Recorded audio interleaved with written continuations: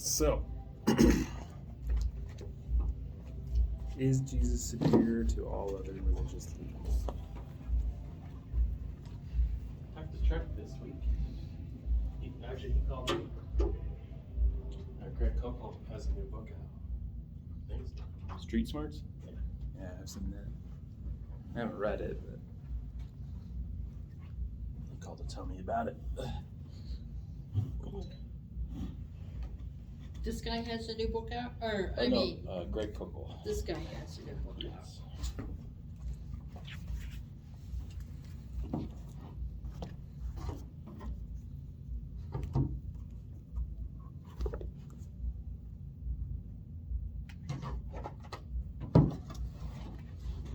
So I read the next one after it too.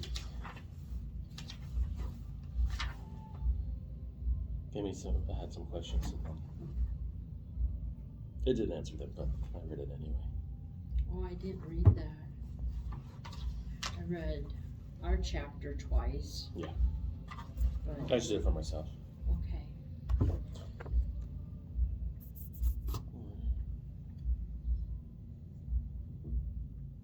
well, I would say yes. Jesus is superior to all other religious leaders. All right, well, that's good. Well, see you guys next week. Well, I don't have any questions. No. Yeah, this was a different kind of apologetic. I think this was the first one we've looked at so far that's presuppositional. That's what? Presuppositional apologetics. It's where you don't argue from evidence. You argue from the presumption that it's already true. So you're coming from a place of presupposing the truth of Christianity and then just using the claims of Christianity to defend it. Well, yeah, he does do that.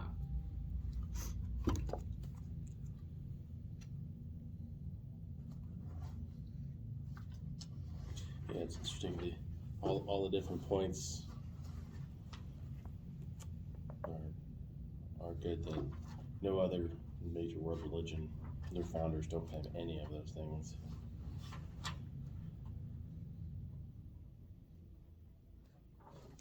Yeah, I mean, the last one, the most important one, Jesus Christ is the only major world religion founder who rose from the dead to demonstrate his power and authority. I would venture to bet that you could probably find a fair number of people who would try to retort that, oh, Jesus' death and resurrection narrative was heavily influenced by other pagan myths like Mithras and Adonis and Osiris and all of those. Egyptian gods? Yeah. I was a little surprised that he didn't mention that. I mean, he talks about, like, Confucius is dead, Muhammad is dead, Buddha is dead, Baha'u'llah is dead.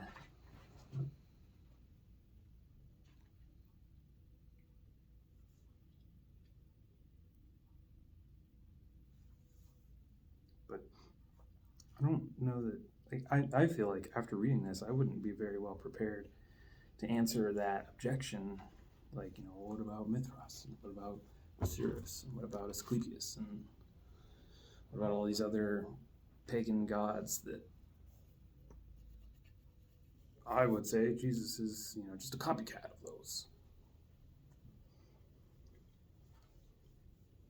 So those ones you mentioned all rose from the dead? Well, someone who wants to make that objection would claim that they did, but there are nuances. I brought my laptop so I could share a video with you. Let me get it connected up. It deals specifically with this objection.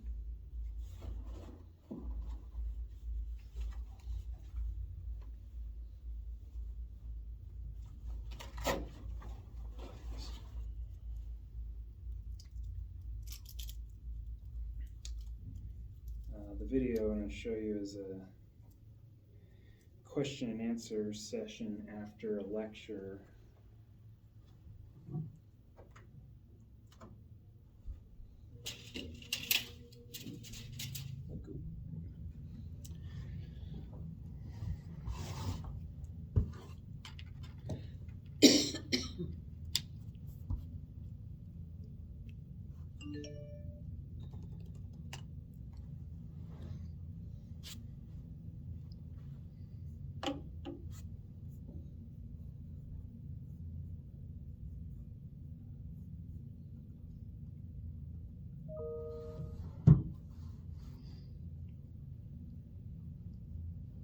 TV on?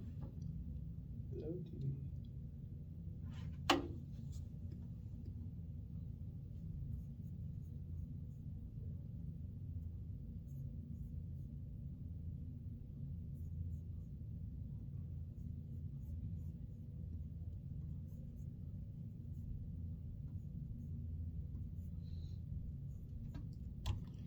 One moment, sorry for the delay.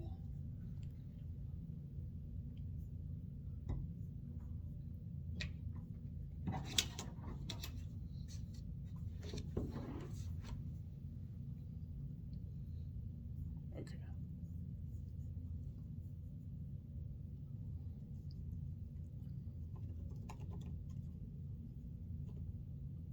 Oh, I'm not on the internet, that's why.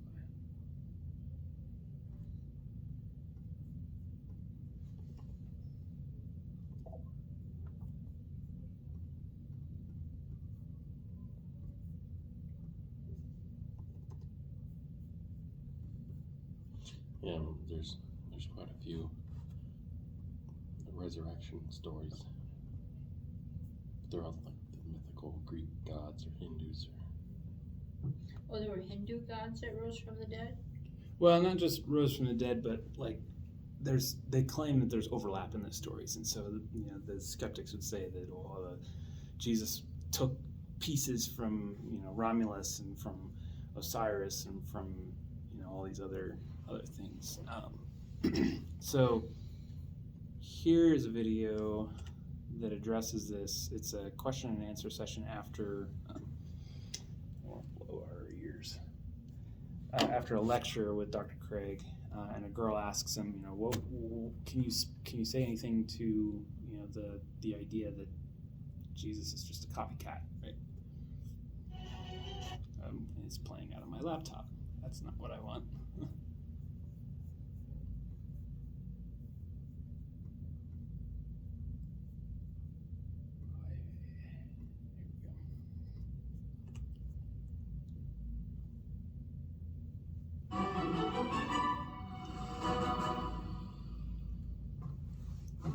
So I wondered if you could speak to some of the pre-Christ resurrection myths in other cultures and their similarities and parallels. And what myths are you thinking of here? I mean, just like all of them. And there are a ton. A lot of people will, point to these as saying that there may have been some influence or Okay. some inspiration there. Yes. In the late 19th century and on into the early 20th, there was a school of thought within German New Testament scholarship called the Religionsgeschichtliche Schule, which meant the history of religions school. And what these scholars did was ransack the literature of ancient mythology, pagan religion, trying to find parallels to Christian beliefs, including the resurrection. And in some cases, they tried to actually explain the origin of these Christian beliefs through the influence of pagan mythology and resurrection. You still find this sort of stuff repeated on the internet by people like Bill Maher and the Zeitgeist movie and so forth. What they don't realize is that this is over 100 years out of date. The old history of religion school collapsed in the early 20th century and is no longer taken seriously by New Testament scholars, principally for two reasons. Number one, it turned out that the supposed parallels were spurious. When you examine these so-called myths of dying and rising gods, like Adonis and Osiris and Tammuz and so forth. It turns out that they really don't concern coming back to earthly life at all. For example, Osiris lives on in the underground world, in the nether realm of the dead. Or in other cases, these are just symbolic ways of portraying the vegetation cycle, the crop cycle, as the vegetation dies in the dry season and comes back in the rainy season. In no case does it have anything to do with a historical, individual, or actual resurrection from the dead. So that when you do this kind of comparative religious work, it is extremely important that one be sensitive to the nuances and the details. And it turns out that there really are, outside of Judaism, nothing in pagan mythology that is truly parallel to Jewish belief in the resurrection of the dead. The second reason it collapsed was not only were the parallels spurious, but there was no causal connection between those myths and early Christian beliefs.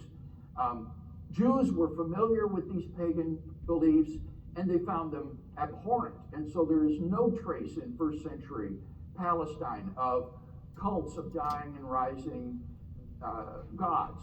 And in any case, it would simply be unthinkable that people like Peter and James, the disciples of Jesus, would actually come to believe this un-Jewish and outlandish idea that Jesus of Nazareth was risen from the dead because they had heard stories of Hercules or Osiris or something of that sort. So that the causal link is simply missing. And so pagan mythology has ceased to be actually a relevant category in the interpretation of the historical Jesus today. What has happened is what some scholars have called the Jewish reclamation of Jesus. That is to say, scholars have rediscovered the Jewishness of Jesus. Jesus and all the disciples were Jews. And it is against the backdrop of first century Judaism that Jesus and the Gospels are to be understood, not against the background of pagan mythology. And you might have wondered, how could so obvious a fact have ever been missed by scholars? Well, I was talking to James Crossley, who is a New Testament scholar at Sheffield University in England and not a conservative by any means. And I said to him, how could New Testament scholars have been so derailed as to have missed the Jewishness of Jesus? And he said, it was anti-Semitism, German anti-Semitism. And that just hit me. I thought, wow, it is true that German theology for decades has led the way in historical Jesus and New Testament studies. And the same anti-Semitism in German culture that eventually led to the Second World War, he thinks, colored historical Jesus study so that Jesus needed to be seen as an Aryan. It was unthinkable that he could have been a real Jew. And what has happened now with the Jewish reclamation of Jesus is that people are reading the Gospels against the background of first century Jewish thought. And when you do that, as I've said, then the Gospels come out looking very good as historical sources for the life of this first century Jew.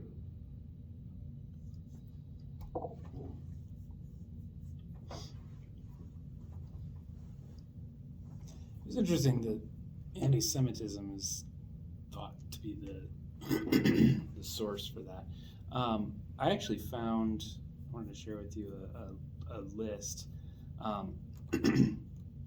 So one of the apologetics channels that I follow on YouTube, Inspiring Philosophy, has this playlist called Jesus Copycats, and I'll put a link to it in the video up here, and I can share it in the email. But I mean, you can see he's got treatment in, each video is a different copycat. He's got all these different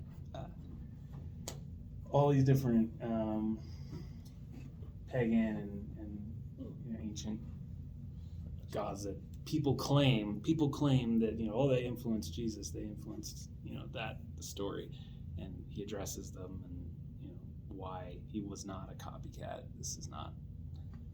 It's not how it is. Well, what was interesting about that video is he uses New Testament scholars to support. He doesn't use secular scholars. Well, when he says New Testament, he means scholarship focusing specifically on New Testament documents, like the New Testament scripture. Whether those scholars are believers or not is, that's another matter. But when he's talking about New Testament scholarship, he's talking about the focus, the discipline of history that focuses on the Old Testament, or the New Testament rather, the New Testament scripture. Paul and Timothy, the Gospels, what you find in the New Testament. So you're saying that secular investigators would still be looking at, okay.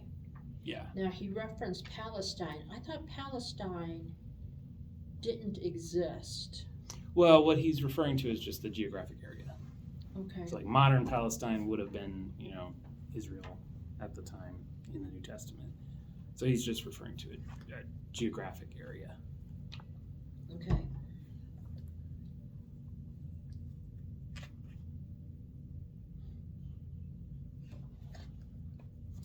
But yeah, the section about Jesus is the only one who died as a sacrificial atonement for the sins of humanity. That definitely is unique to Jesus, particularly among the great monotheistic faiths. And I would say that's probably more helpful in addressing challenges from Islam. Where is this at? On 187, right before the resurrection section, it says Jesus is the only major world religion founder who died as a sacrificial atonement for the sins of humanity.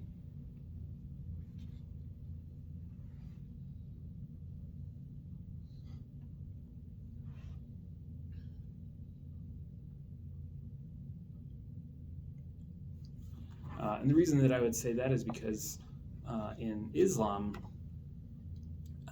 there is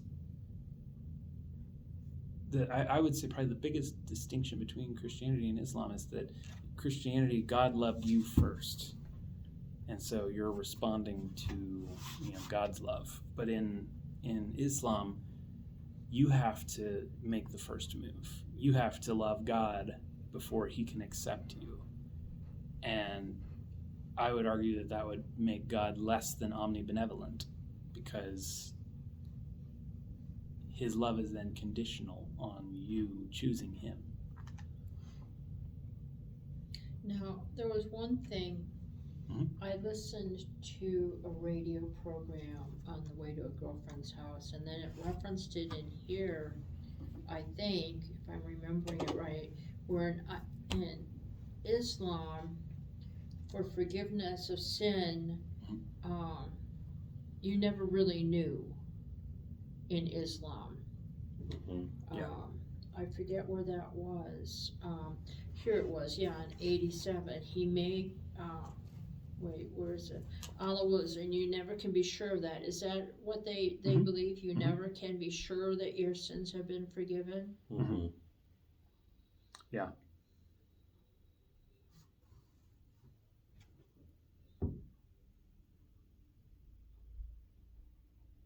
If Allah wills it, He may grant it,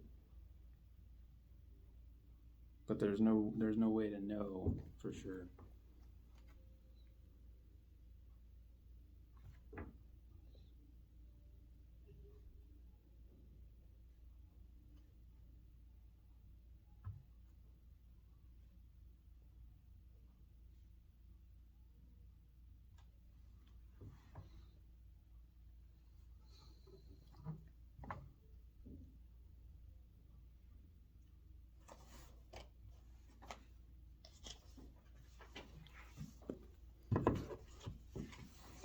What is the Eightfold Path?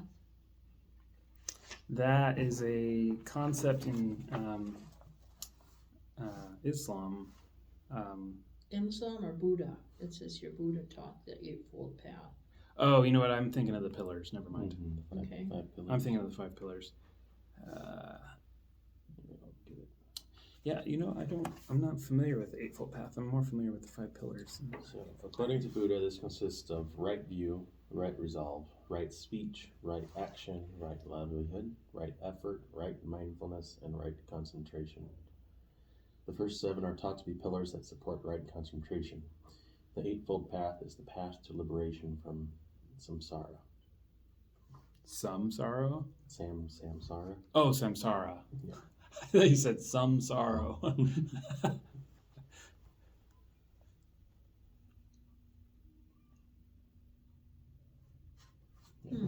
Never heard of it. So what are the 5 pillars? Those are things like making pilgrimage to Mecca. I think that's called Hajj. There's jihad. Jihad's a war, I thought, wanting to kill somebody. Yeah, that's one of the 5 pillars. Let me see. It's been a while. That's one of the bases for their religion, is to kill somebody? Well, they're like tenets of faith. They're kind of like the fundamental truths, if you will. 5 pillars of Islam are Hajj. Let's see.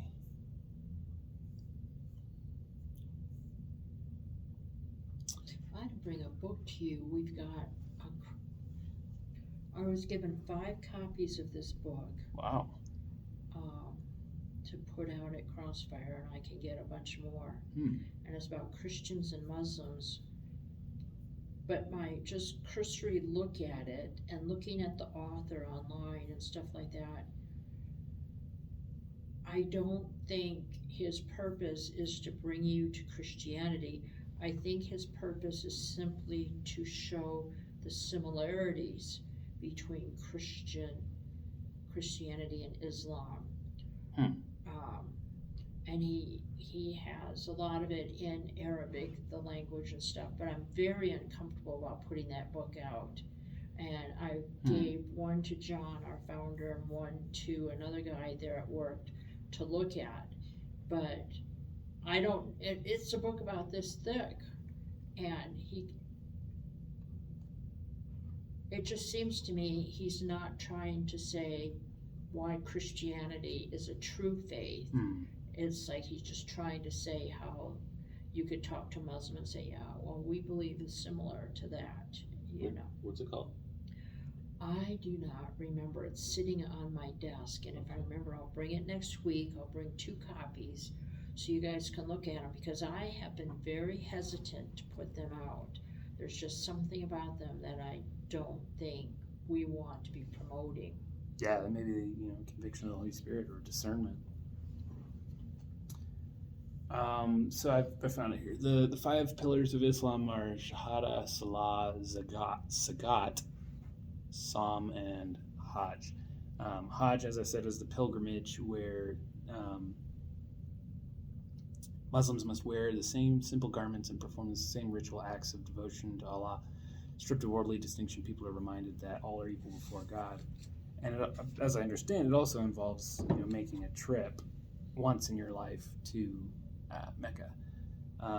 There's Sadaqah, which is charity, which is greatly encouraged. It's obligatory to offer zakat. That's the one I was talking about, which is alms once a year, ensuring the wealth is continuously redistributed to those who are in need. Psalm gives, SAWM, Psalm, gives Muslims the opportunity to gather control over their human needs. I think that would be like fasting.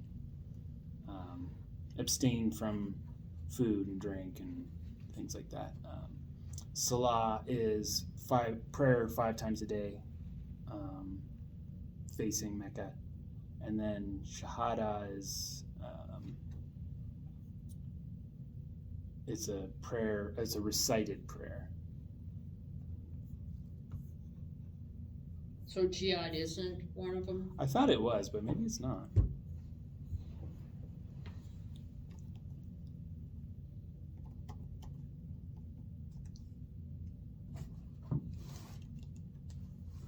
Looking at the Eightfold Path.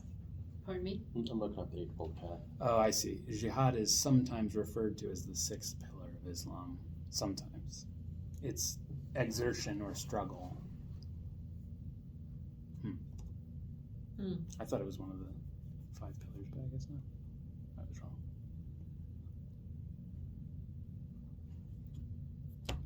Did you have anything you wanted to talk about for the, is Jesus the superior to other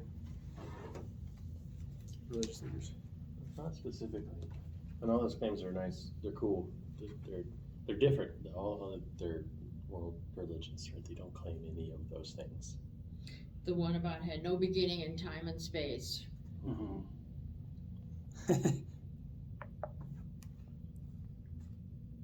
Virgin birth, sinless life, died as a sacrificial atonement, and rose from the dead.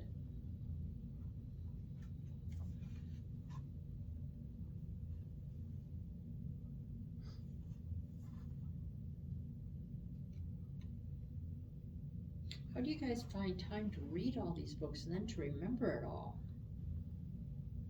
I have not read this book. This is my first time going through it. Just one book at a time. It takes me a long time to read some books. I read them, but I don't really remember them. Oh, I don't remember all. I remember bits and pieces of parts of books, and then Mm-hmm. I wish I could remember them like photogenic memory. That would be cool, but I think just reading a lot of the same types of books, it's repetition. You hear a lot of the same things, so you keep that. That's the truth. Yeah. I can't tell you how many times I've been reading an apologetics book and it's like copy pasted from another one, and I'm like, wait a minute.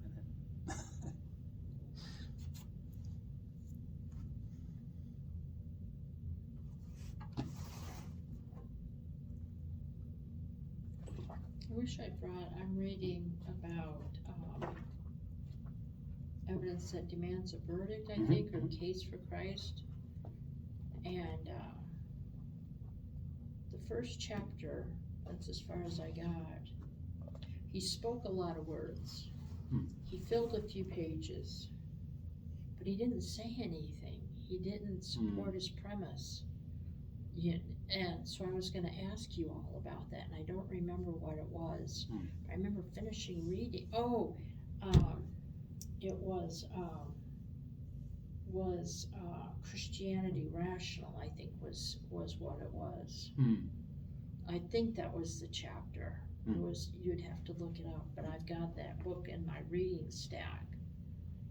And he never really says anything about it. I mean, I'm being perhaps too vague to be able to have you have a comment, but Is it the Josh McDowell book you're talking about? yes, it was. I don't know if I've read that one. Sounds like he may be presenting a case, and then further subsequent chapters may explain Well, he has that. questions. There's 10 or 20 questions in the book, and he's supposed to answer each question in each section, kind of like the essays here. He has 10 or so questions. But is God rational, or is Christianity rational, or is Jesus rational, something like that. He spoke a lot, but he never answered his question. So I was going to ask you all about that. I have not read Josh McDowell. I've read his son, Sean McDowell.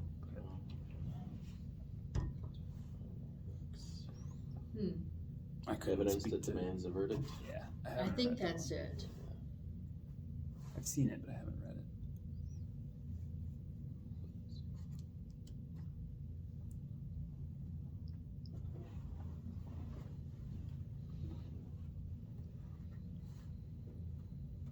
Does it say what the first chapter is or anything? And we're trying to find the Google digital book to let you see like the first 100 pages or so.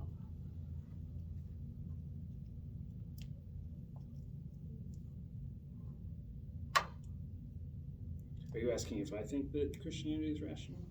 Well, we can have a discussion of that. He doesn't answer it, Okay, but so, I'd be interested in how you would answer it. let's see. I would say that of course Christianity is rational. I mentioned it to somebody else and they said, of course it's not rational. Not rational? Yes, Oh, yes. okay. And that was from a Christian Yeah. that said it's not rational at all. Huh. So how would you answer it? I think it's perfectly rational. There's many good reasons to believe that it's true. A lot of which we've talked about in this class. Mm-hmm. It's rational because God's the best explanation for why the universe exists. God is the best explanation for why the universe is finely tuned for life.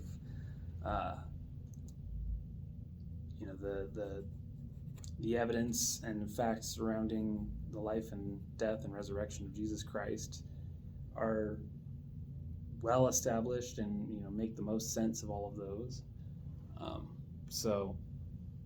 Yeah, I mean, I would say that apart from, in fact, I would say that life without God is irrational, because apart from God, there's no objective moral values or duties. There's no purpose in life.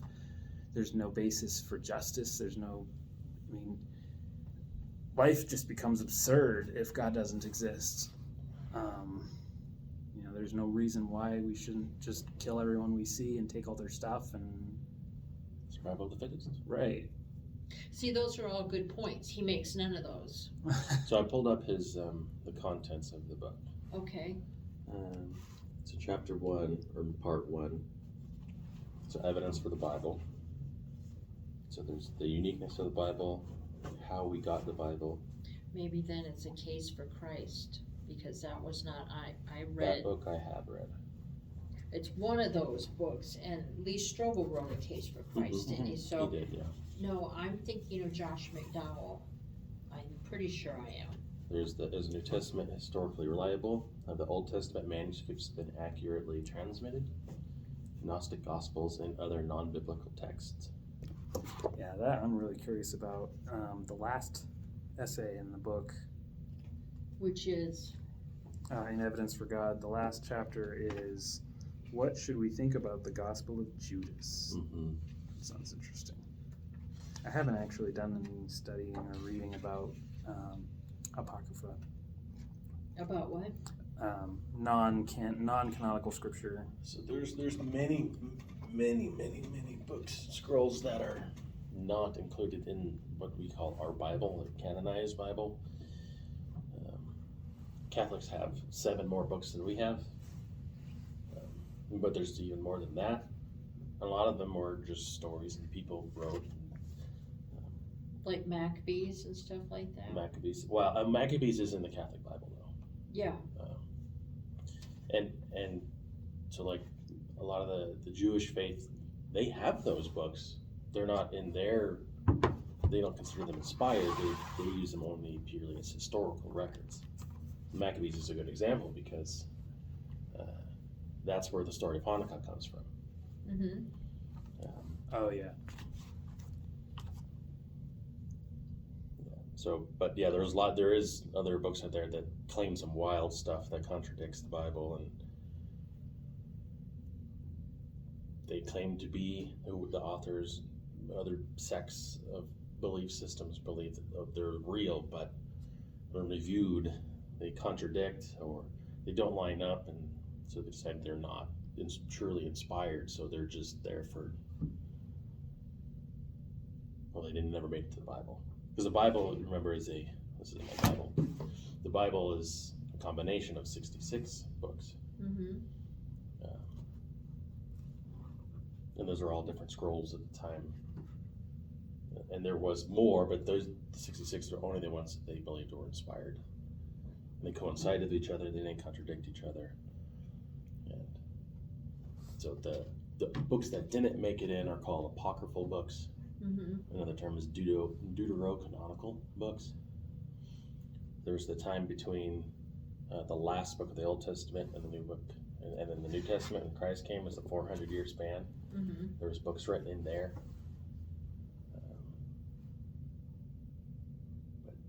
it's a whole topic. It's interesting. There's an essay about it called The New Testament Canon. In here? Mhm. Excuse me.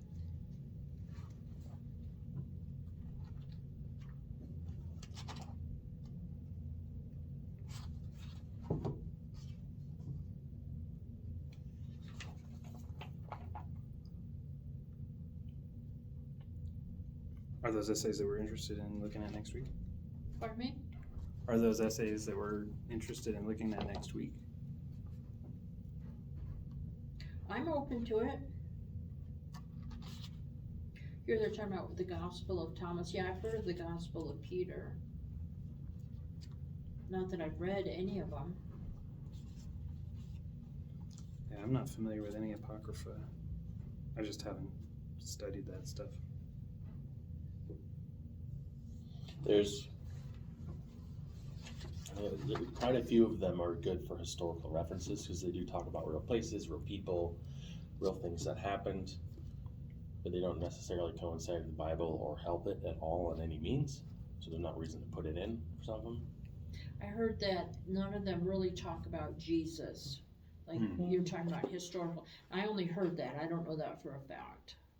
Well, I don't know how it could be considered a gospel unless it talks about Jesus. Well, I'm just saying that's all I heard. Yeah, well, some of them do, and then they make strange claims. I mean, we can look at a couple of them real quick. Let's do the last one.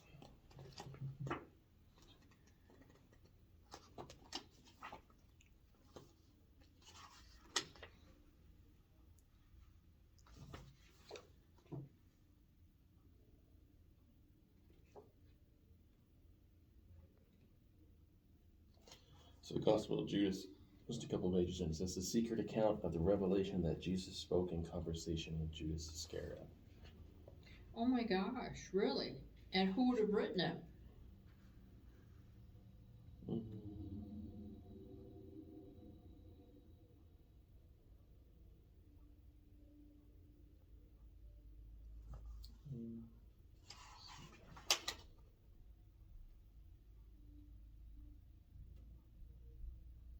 I don't know. I don't know anything about the Gospel of Judas.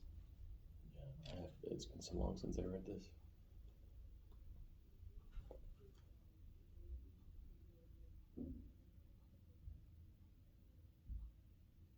The Gospel of Judas seems to be a very early exemplar of Scythian Gnosticism, a form of Gnosticism that may have roots in Jewish pessimism that emerged in the aftermath of the disastrous spores.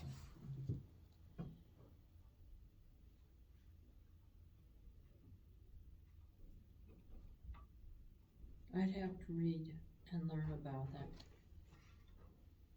And the thing about the Apocrypha, these different books,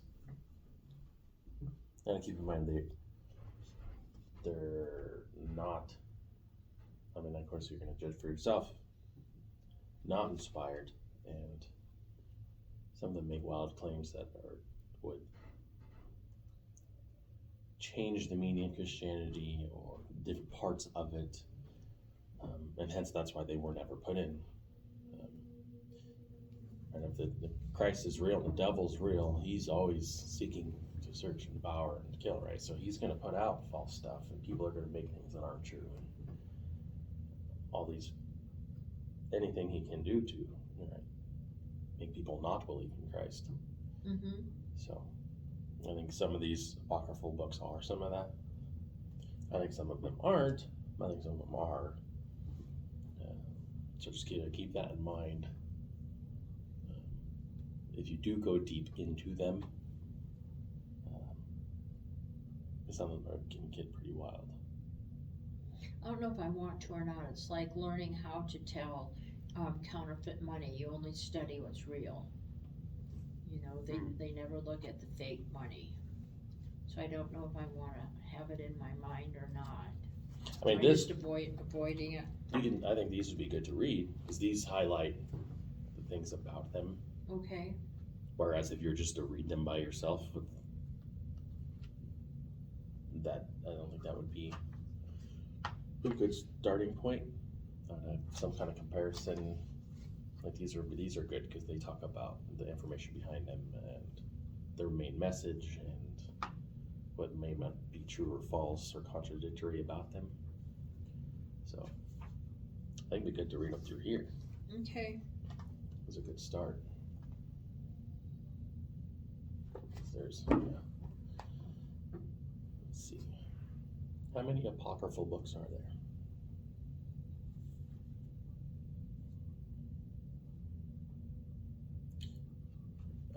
54. So the Apocrypha is a compilation of all of them. 54 books?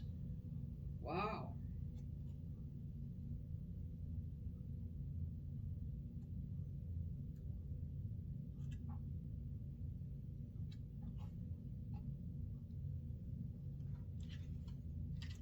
And depending which one you buy. So this one says 54. So you have Tobit, Judith, Wisdom, Sirach, Maccabees, Apocryphal, Esther, Psalms, and Daniel. So those are additions, extensions of those books that we have. Mm-hmm. They're in the Catholic Bible. Esdras, Prayer of Manasseh, Testaments of the 12 Patriarchs, Jubilees, Enoch. Most of those are in the Catholic Bible, version of their Bible. And so, for example, some of those, that's where they get a lot of, some of their different ideas in Catholicism, like purgatory, praying for the dead, indulgences, paying for people that have died so they can get to heaven, or reduce their time in purgatory. Yeah. A lot of that, their stuff that most other Protestant belief systems believe is heresy, is from those apocryphal books that they have. So. Well, we don't put out the Catholic Bible. Yeah. Because those directly contradict the rest of the Bible. Mm-hmm. So it's either true or it's not. You can't have both. So. We don't put out the Message Bible either. Yeah. Goes right in the trash. Yeah, that one's purely for, what's the good word for that? John just believes that it amusement? watered Not down the amusement. gospel so much. Yeah, it can give a, I don't know if I want to say poetic. It's another different view on some of them. Of course, I would never use that as your sole book to read from. You can use it as comparison to maybe see different. Just like you would use any other book version of a book of translation. Like I have one that has, I think it's King James, the NIV, the ESV, and the Amplified all in one. Oh, where they're paraphrased and stuff.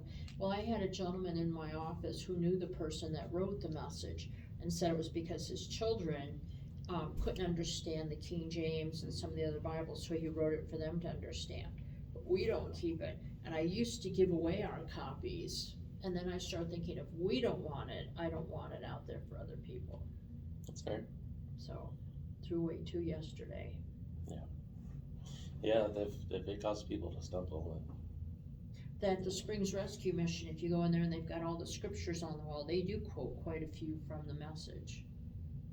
It's not necessarily, I don't think necessarily bad, but because it summarizes a lot into little messages, right? It's not the inspired word of God. It's just someone's version of that, the message they're trying to get across. That's the message that's in the Bible. Mm-hmm. Sometimes I think that's helpful a lot of times, but people don't realize it's someone's like translation of that. So it's someone's interpretation. Yeah. John, looks like you're deep in thought. Just listening. Yeah, when the last study we did on Wednesday night, We did a what's your question? What was the basis of it? So people will come in and ask different questions, and then we'd go out through the week and all look and come back and see what we found. One of the questions was about weddings and marriage in the Bible. So Scott, he's like, the Bible doesn't talk much about marriage.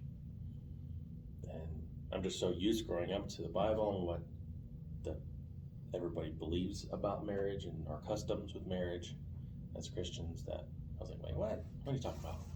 Sure it does. And I'm looking through it. So it doesn't talk too much to the legality of a marriage, how it's supposed to be, the steps for it. It does say we're supposed to be married and not get divorced. That's not the way God created it. He created for us to be together, man and woman, forever. Let God, what God put together, let not man separate. And how we should treat our spouses. About leaving your parents. Leaving your parents and loving your wife as Christ loves the church and honoring your husband and all of that. But it doesn't talk about the actual process of marriage. And so I was like, Kind of the virgins with the oil while they're waiting for the bridegroom to come, because that's in there about when the bridegroom and his friends would come at an unknown time. So it does talk about the different stories of marriages, Jewish marriages, and their customs. It doesn't specifically list out all the things, like this is what you do, this is the process. What would you define the process as? So they have the groom would go to the bride's husband and asked, he would make an offering, or I don't know, To her father? Yeah.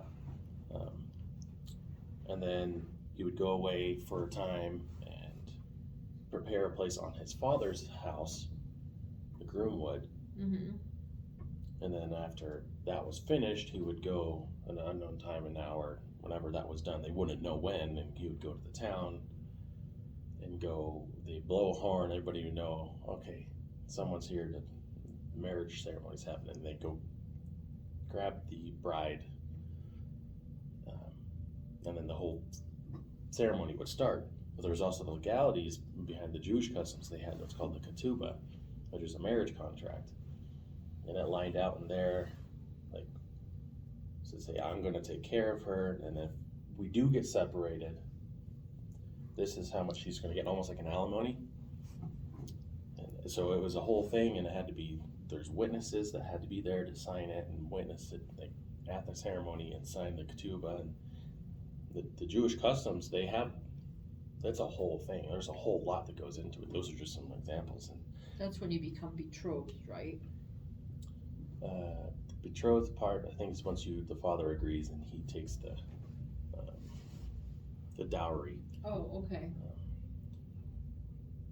So, but all of these rules, laws, and customs, those are laid out in the other books that they use.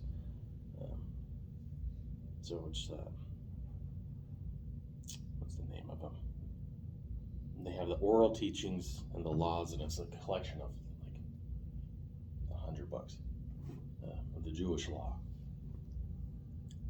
So the Bible makes mention of those processes, not directly, but through the stories in there. So Christ talks about how he's going to go prepare a place in his Father's kingdom and come back in an unknown time and hour. And he uses the church, he refers to them as the bride. That whole process is Christ explains throughout the New Testament, or parallels that with what he says. But unless you know it, you don't really pick that apart. You don't really quite understand that. And then in the Old Testament, there is some of that too. I think it was Rebecca and her husband in that story in the beginning of the Bible. And then there's also a parallel between the Israelites and God in marriage throughout the Old Testament. Unless you understand some of that stuff, you wouldn't recognize it right off the bat. So, but to find all of that stuff, I had to go outside the Bible. I looked at some apocryphal books. Tobit talks about it. It's another story of a marriage ceremony in there, and it talks about some of the processes, and he did this and did that. And I was like, wait.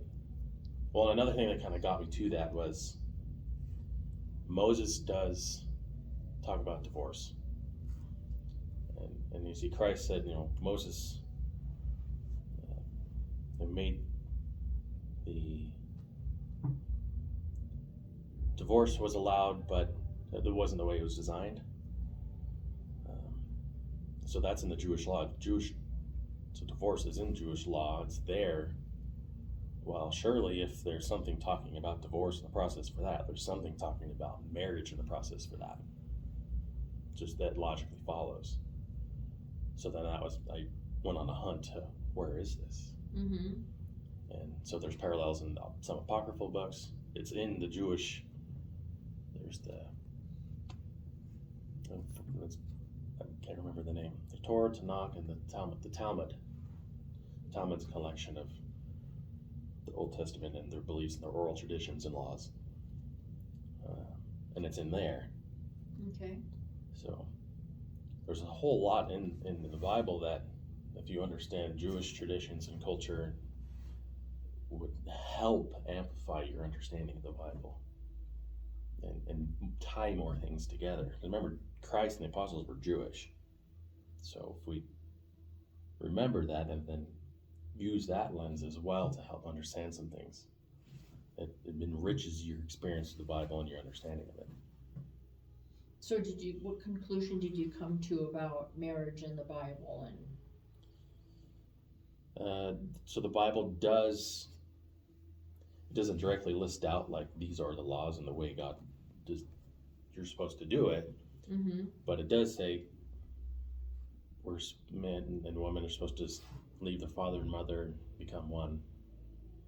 And then later on, Christ says that God, let man put together, let what God put together, let not man separate. Mm-hmm.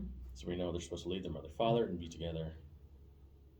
And it talks about how we're supposed to treat them and how we're supposed to love our spouses and our kids and the family and the whole dynamic.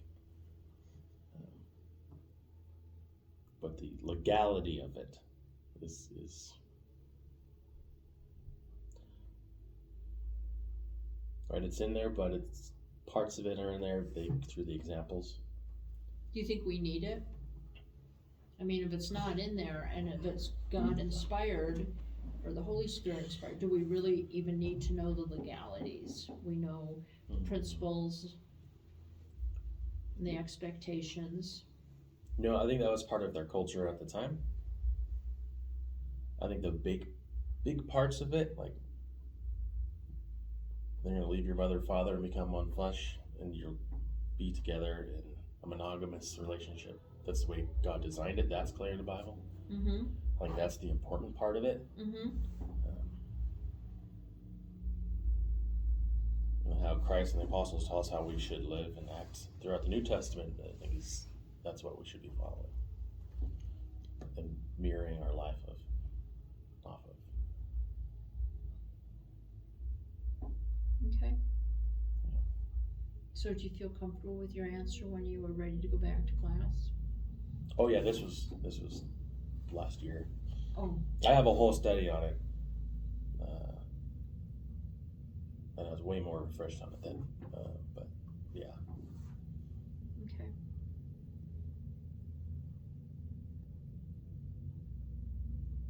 What do we want to look at next week? Well, you mentioned the canon. I'm open to a lot of things. I don't look to. I read our lesson. I haven't gone through the table of contents to look at all of them.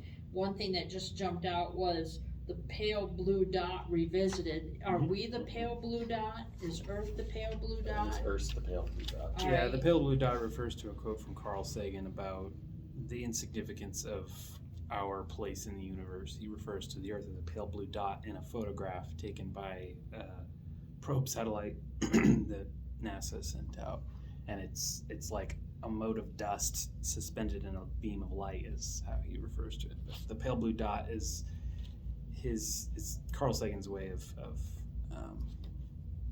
pointing out how tiny and insignificant we are, and I'm sure it'll probably mention that in the introduction to that essay. Well, we are tiny. I don't know whether I would say insignificant since God created us. Oh, So Pale Blue there's Dot is a significant- book. I see. Pardon me? Pale Blue Dot is a book written by Carl Sagan. I see. I remember when he used to be on TV. Mm-hmm. Or did you want to do you said the New Testament canon? Oh, it doesn't matter to me. I'm open to anything. I may or may not be here next week.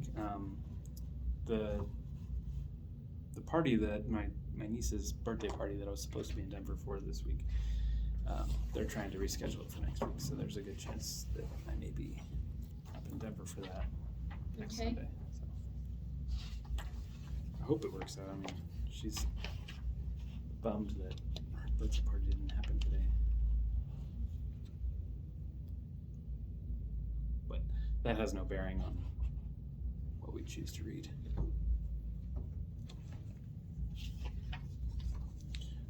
We could do the last 4. The last 4, you're being aggressive. What did I do with my... Those are those canons you're talking about? Or the New Gospels? Testament, the New Testament canon is the first one, and then the following 3 are the apocryphal books.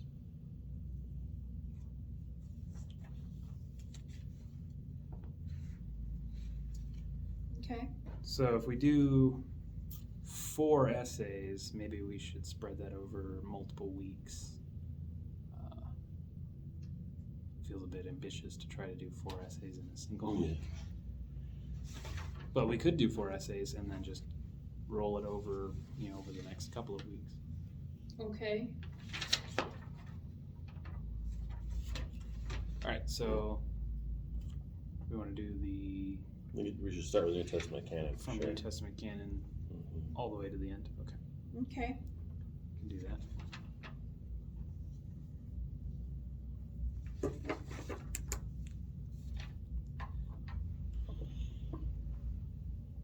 Well, is there anything else? Because I have a question. No, go ahead. No, by all means, by all means. It has nothing to do with our class, though. It's fine. That's okay.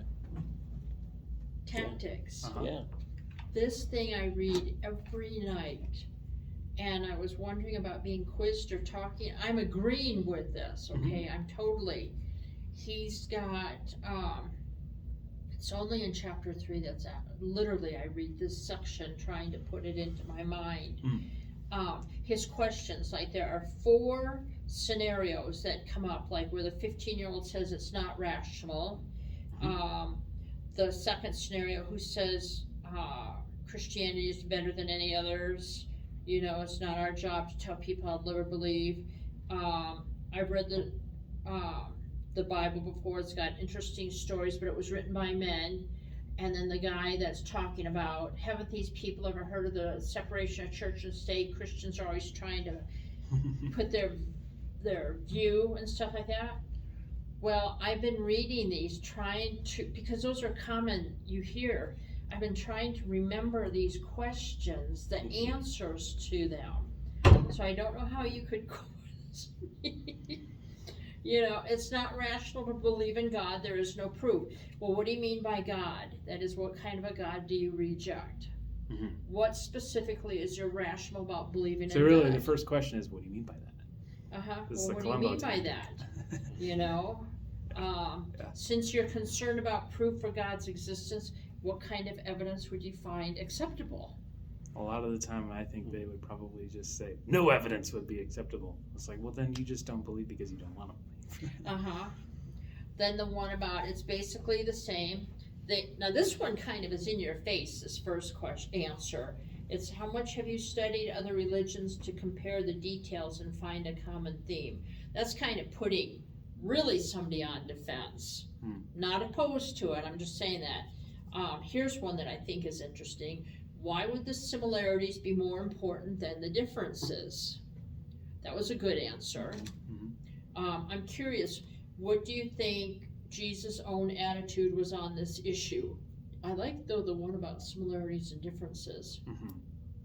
Did he think all religions were equally the same?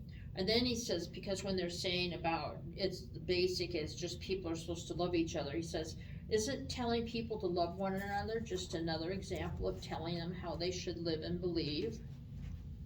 That's true. Yeah, that was true. Now here's about, you take it too seriously because it was written by men and men make mistakes. He says, do you have any books in your library? Were these books written by humans? Do you find any truth in them? He's just kind of walking them through this. Is there a reason you think the Bible is less truthful or reliable than other books that you own? That kind of leads into where you were saying, look at the Bible as a historical document rather than a religious book. Do people always make mistakes in what they write? Do you think that if God did exist, this is one that I use a lot, he would be capable of using humans to write down exactly what he wants? I mean, if you define God as being omnipotent, he can write, he can inspire people to write what he wants. And it says, and then this one, I really like this one about forcing. It's wrong to force your views on other people. You can't legislate morality. Christians involved in politics violate the separation of church and state. He's got some really good ones right here. Yeah. He says, do you vote? When you vote for someone, are you expecting your candidate to pass laws reflecting your own point of view? Now that's a long answer. It'd be hard for me to remember the whole answer. He said, wouldn't that essentially be forcing your views on others? How is that different from what you're troubled about here? Is your view that only non-religious people should be allowed to vote or participate in politics, or did I misunderstand you? See, that's a good one right there. Are you saying that only non-religious people, I would want to ask those people who asked that question, do you understand what the separation of church and state is and why it was created? Oh, from Thomas Jefferson's letter as a one-way separation Well, that'd be good too. to the Dansbury Church, wasn't that? That's one of the few things I do remember. It's a lot of people don't. They just learned in school that there's a separation of church and state, and then they fill that with whatever ideas and thoughts that they have, and don't really understand the purpose of it and the reason for it. Well, when you look at the historical documents about Christianity in the United States, David Barton, I do read some of his books. It's fantastic. And he talks about all the quotes from our founding fathers and how one of the first things we did when we became, should I say a governing body or a legislative body, I'm not sure the quite right phrase, was that they had the Bible printed. And I forget for what purpose, whether it was it wasn't for Native Americans. I think it was just for the common people, wasn't that? That they had that Bible printed for schools and things like that? They had, I'm not sure about that, but I know they had the, what is that? We talked about it Monday. I mentioned it, that little kid's book. Oh, New England, the primer, the New New England Oh, yeah, primer. New England Primer, yeah. That was printed as the first school book. I've got that. Yeah, I have a copy as well. That's pretty cool. And they kept it for almost 200 years or 150 years or something like that. Yeah, that was it was called the Deceiver Act. It's the country wanted young kids to be able to read. That way they can read their Bible and not be deceived by the great deceiver. So then that's where the standardization of the New England Primer came from. Oh, really? Yeah. And so if you have it, you go home and read it. It's just I just have filled with that's what it is. It's not that big. It's filled with references to God and the Bible and everything. All of it. Oh yeah, the A is for Adam. So that kind of talks about how our country, it's like, you pray for revival, but revival implies that people have a basis to return to their faith. But so many people nowadays have no basis. They haven't been to Sunday school. They haven't had it taught in the schools.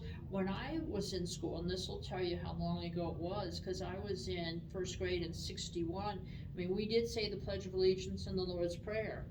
That was an everyday, and then it stopped. Yeah. But there's not almost a basis for this revival to happen. People don't have an understanding. Yeah. My son is a Christian, I do believe, but I don't think he could find a specific book in the Bible. I wonder, and he went to Christian school. I think when a lot of people pray for revival, I think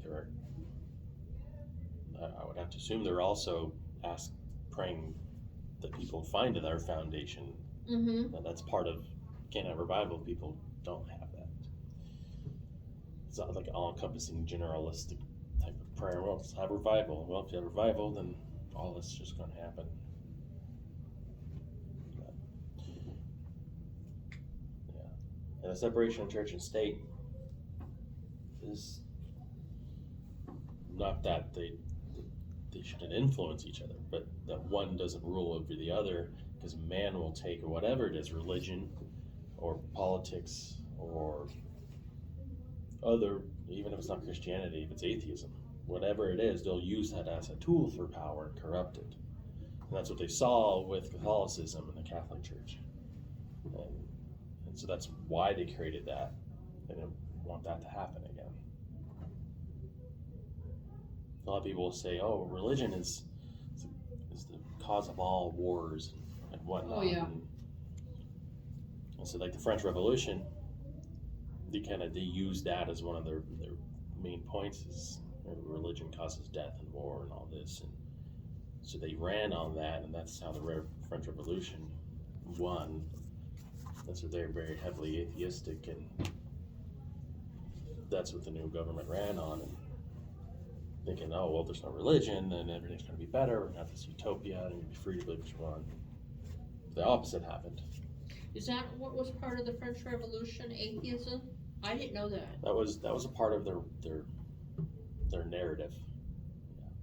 There was the corruption with the French and the government, and they said religion was a part of it, and so they kind of flipped it on their head and got rid of it. But then the people in power were like, well, if you believe in God and believe in this, we're going to kill you if you don't believe what we believe now. And they just did the same exact thing. Like communist China. Yes, and Russia, and the underground church that's just exploding, from what I understand. Yeah, so it's not religion or belief in particular, it's man using that as a tool and corrupting it. Hope you guys will excuse me. I have to leave a little bit early to pick up my wife. Yeah, no, fine. So when 9/11 happened, a lot of unbelievers and atheists and skeptics